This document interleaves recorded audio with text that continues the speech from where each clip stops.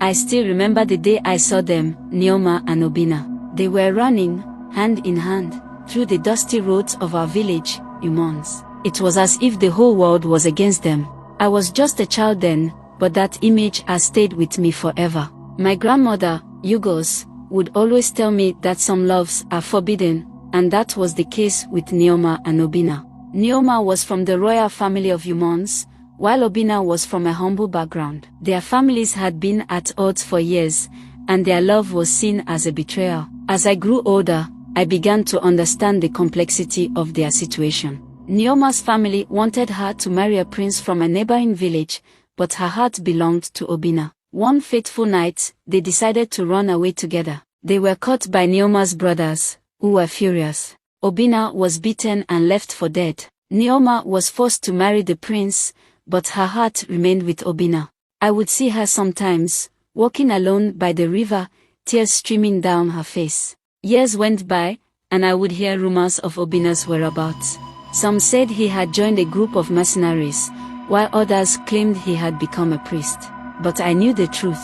Obinna's love for Nioma never died. He would often sneak back into the village, hoping to catch a glimpse of her.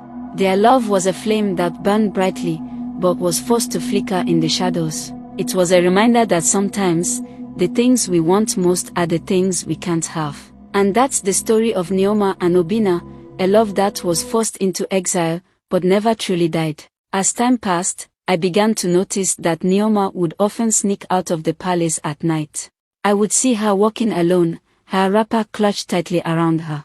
I knew she wasn't just taking a stroll. One night, I decided to follow her. I kept a safe distance, careful not to be seen. She led me to a small hut on the outskirts of the village. I recognized the hut as belonging to Obinna's sister, Eda. My heart skipped a beat as I realized that Nioma and Obinna were secretly meeting. I watched from a distance as they embraced, their love still burning brightly despite the years apart. But their happiness was short-lived. Nioma's husband, the prince, had begun to suspect that she was being unfaithful. He had his guards keep a close eye on her, and it was only a matter of time before they discovered her secret. I knew that I had stumbled upon something big, something that could change the course of their lives forever. But I also knew that I had to keep their secret safe. The prince's guards began to patrol the village, asking questions and searching for any sign of Nioma's secret lover.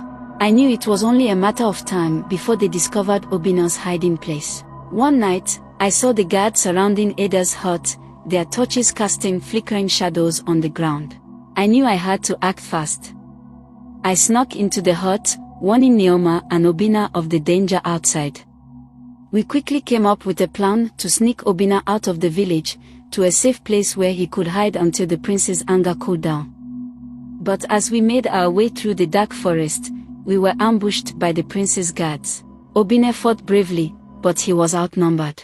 Just as all hope seemed lost, a group of villagers appeared out of nowhere, chasing the guards away and allowing Obinna to escape. I was amazed by the bravery of the villagers, who had risked their own lives to save Obinna. But as I looked around, I realized that one person was missing, Nioma. Where was she? Had she been caught by the prince's guards? I knew I had to find out. I took a deep breath and began to speak, pleading with the prince to spare Nioma's life.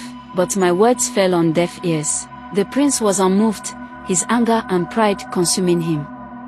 He ordered his guards to take Nioma away, to imprison her in the palace until she agreed to forget Obinna and fulfill her duties as his wife. I watched in horror as Nioma was dragged away, her eyes locked on mine with a desperate plea for help. And then, just as all hope seemed lost, Obinna appeared out of nowhere, his face set in a determined expression. He fought off the guards and reached Nioma's side, embracing her tightly. "I'll never let you go," he whispered, his voice trembling with emotion. Together, they turned to face the prince, their eyes blazing with defiance. "We'll never be apart," Nioma declared, her voice ringing out across the village. The prince's face turned red with rage, but Obinna stood tall, his arm around Nioma's waist. "We'll face whatever comes next," he said, "as long as we're together."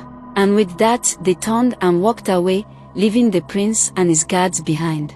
They disappeared into the forest, ready to face whatever challenges lay ahead, as long as they were together. I watched them go, a sense of awe and wonder filling my heart. I knew that I had just witnessed something truly special, a love that was strong enough to overcome even the greatest obstacles.